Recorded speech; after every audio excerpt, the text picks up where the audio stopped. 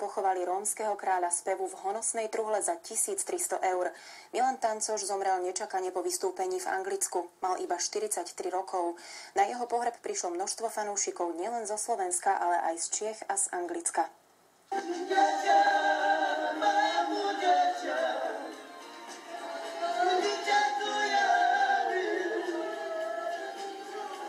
S rómskym kráľom spevu sa fanúšikovia, kolegovia a najbližší nemohli rozlúčiť inak ako hudbou. Pri chytľavej melódii dokonca plakali aj malé deti.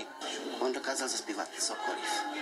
Jestli to byl jazz, jestli to bylo disco, proste všechno. Milan Tancoš vydal až 33 CD-čiek. Medzi Rómami vraj teraz neexistuje nikto, kto by pre nich dokázal podobnú hudbu skladať a spievať.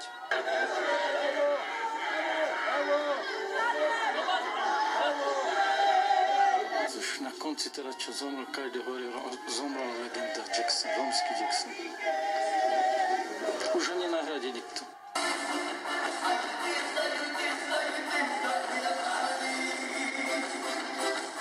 Milan Tancoš zomrel na zlyhanie srdca. Všetci vedia, že práve tomu bylo najmä pre hudbu, ktorú robil s láskou.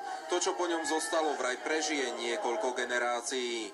A verím, že na teba nezabudnú všetci tí, čo milujú našu muziku. Čest tvojej pamäti. Z Pavloviec nad Úhom pre televíziu JOJ, Peter Sabo.